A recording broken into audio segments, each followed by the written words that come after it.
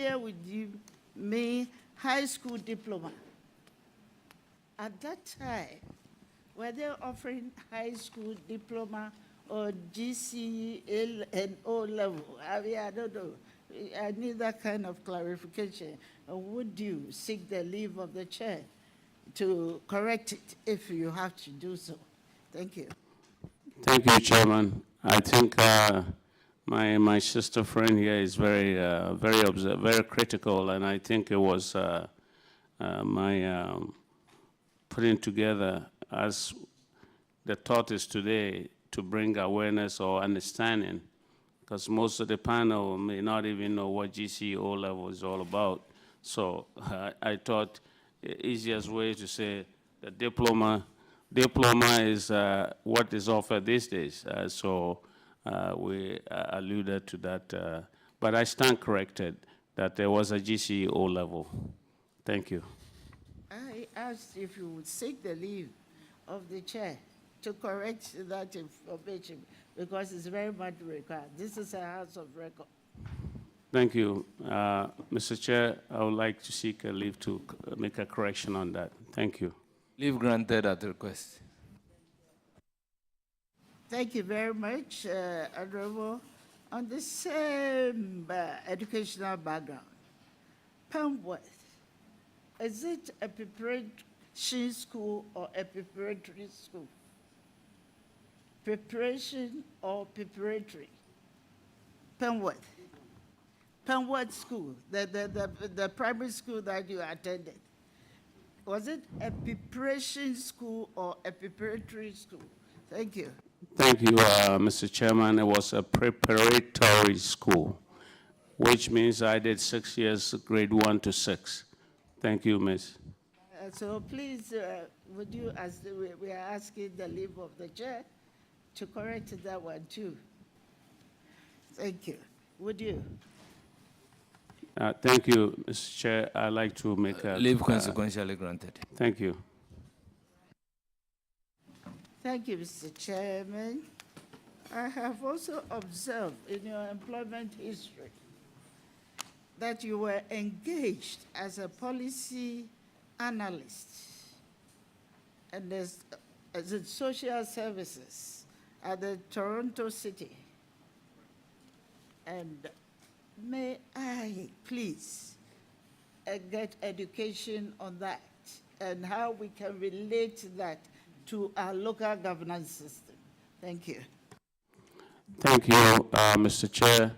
The policy analyst at the city level of Toronto, Employment and Social Services, this is a department where you analyze the budget that is allocated to the metropolitan city.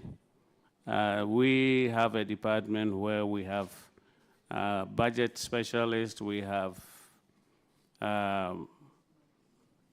engineers, all city stakeholders, where we formulate budget to determine how to develop a community. And also sometimes it's for maintenance of the community. So like here, we don't, unfortunately, maybe we're still growing our economy to a point where everything, as you members or we all know, they call on you, the MP or the DCE. Here, the institutions actually work. So this is where we are able to sit down and allocate within the municipal the office itself what amount should go to city engineer, what amount should go to infrastructure, community. All budget is where, this is where most of the advocacy happens. So as an analyst, you work along with them. They'll bring their, I guess, proposals and requests, and then you see what is needed for every sector, or not a sector per se, but every department to carry on with their regular duty. They have maintenance issues with vehicles, procurement, and all that. So this is where that direction is. Thank you. Right, Honorable Chair, I'd like to follow up on that. Honorable Nominee, are you aware that in preparing our budget,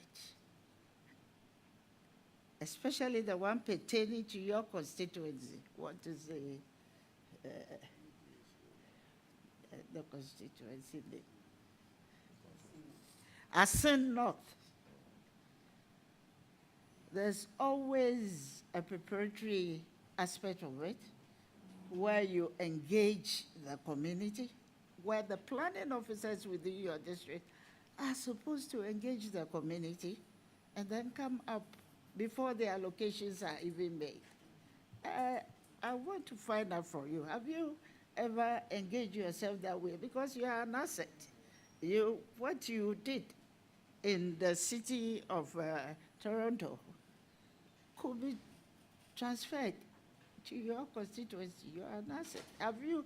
Are you not in the know, or you've never had the opportunity to transfer that kind of institutional memory to your constituency? Thank you. Thank you, Mr. Chair.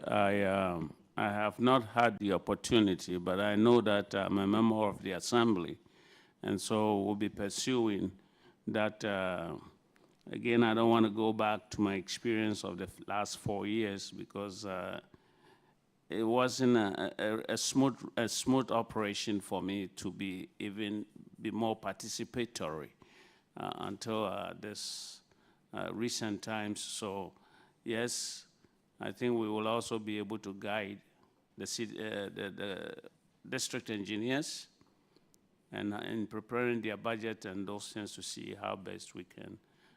Because unfortunately, you see, the money comes in a bulk, or sometimes there's no money at all.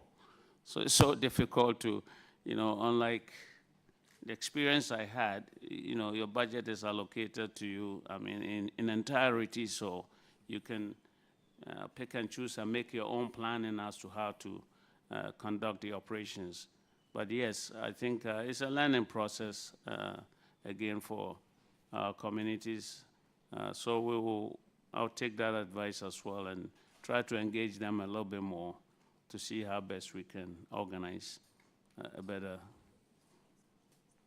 planning for them. Thank you. Thank you very much. Honorable, I'm looking at strengthening diaspora engagement. The Ghanaian diaspora, estimated at over 3 million globally, contributes significantly, according to the Bank of Ghana figures. Even in 2023, they contributed to about 4.3 billion by way of remittances. However, there's such limited consular challenges and barriers to diaspora investment, and this persists continuously. Going into be the deputy for the Foreign Affairs Ministry, how will you enhance diaspora engagement or support your minister to enhance diaspora engagement, improve consular services, and create incentives for diaspora investments in sectors like agriculture and technology? Thank you. Thank you, Chair. I think the sector, as I spoke, had a meeting with the sector directors, as well as a briefing I had from Minister Blakwa. I think there's a path already where they have created under his own watch what they call delivery section or bureau, you may want to call it, that is going to be more working directly with the embassies to improve what my sister, Honorable Leader, just said, that I think it's been brought to the attention similarly what you just described. So this is more or less a personal, they're accountable to the minister per se, this new bureau, which is the delivery bureau, is accountable to them. They are going to measure the performances of some of this as an oversight to make sure they address the issues and concerns of the aspirants who are seeking help in those embassies and consulate generals. Thank you. Nominee, my next question is, are you aware that Ghana maintains a non-aligned foreign policy? If no, then you correct me, but if yes, are you aware? Then I'll come up with my follow-up question. Thank you, Chair. I'm very aware that Ghana is towing the non-aligned move. Yeah. Thank you very much. Therefore, balancing relationships with the global powers like the United States, China, and the European Union. Recent discussions such as the US-China rivalry over critical minerals in Africa place Ghana in a very delicate position. Given its significant bauxite and lithium deposits, how will you support your minister to ensure Ghana's foreign policy remains independent while maximizing benefit from partnerships with these powers, particularly in securing favorable trade and investment agreements? Thank you. Thank you, Chair. I think, again, my honorable member has asked a very important question. There's a policy that, executive policy that should align with sector's implementation of such. You cannot individually, as a department, decide what you think is very appropriate for you to do. It has to be in line with the manifesto and government's agenda. It's a collaboration of so many executive and sector decisions that has to go into place. Technocrats and all that has to be on board. So, as I said earlier, we are non-aligned, and we should not be seen as leaning to one side more than the other, because circumstances can always change, you know, and then you find yourself boxed into something you can't get out. So my response to your question is that I'll follow keenly the directives of the ministry as collaborated with the executive, and make sure that I give my maximum effort for achieving what will not put our country in jeopardy. This is first and foremost, Ghana comes first. As President Trump would say, America comes first. He should also know that we also have a country, so we also come first. Thank you. Thank you. On climate issues, climate change and environmental diplomacy, it really poses a significant challenge to Ghana, including coastal erosions in areas like Qatar and flooding in the north and all that. And it really threatens livelihoods and food security. So it's an issue that we should be looking at carefully. Ghana has committed to the Paris Agreement and seeks international support for climate adaptation.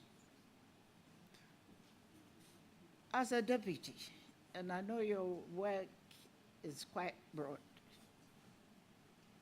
what strategies would you support your minister to pursue to position Ghana as a leader in environmental diplomacy, secure climate finance, and ensure that international partnerships address Ghana's specific climate vulnerabilities? Thank you. Thank you, Chairman.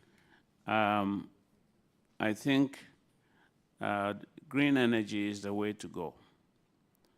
Ghana should be seen as investing our resources more in that direction, whether it's hydro, electricity, whether it's transportation. You know, we should be seen as towing that direction, and with that, I'm sure investors in this climate change will really realize that if this is our policy, then they should be more than comfortable to invest, because climate change does not only affect the existing community, or we might say, well, Adan is having flooding and all that, but it affects everybody. It affects our food chain. It affects diseases, whatever comes, you know, the wind has no limit where to blow. And so we all know when some pandemics or whatever happens here, it happens everywhere. So we have to be seen as working towards that. If you're looking for investor support in certain areas, you have to be seen as doing the same, or at least showing the example. You can't be importing in diesel buses when you say you want to tow climate change. At some point, we may not even be driving diesel Land Cruisers anymore. We should be seen as augmenting and changing our life practices that will reflect climate change for our future generation. And so by that means, investors will look at it that we are serious about our policy of green energy, and will put money. They also know it affects them all the same. Yeah, we have to be mindful that the West or the investors just don't invest simply for the sake of the love for the country. They invest because they're getting something out of it. And I always make example to my community when I go there. I say, back in the days, all of a sudden you say, oh, Ghana received 1,000 tractors, free. There's nothing free. We go out there and we cut tapes and do fanfare, but for the next 50 years, we're buying parts from the country that donated the buses, and we're creating employment for them, while we are here just consuming. So these are some of the things we have to look at, and I bring enough experience and expertise in that direction to support my minister. Thank you. Thank you very much, Honorable. But my last question, and that is, you mentioned that your role in your sector is pivotal in nature. And looking at the span of work that you have to undertake, and most of the time, it takes you out of the country. Do you think that having just one deputy minister will help you address the issues that is facing your ministry at this point in time? Thank you.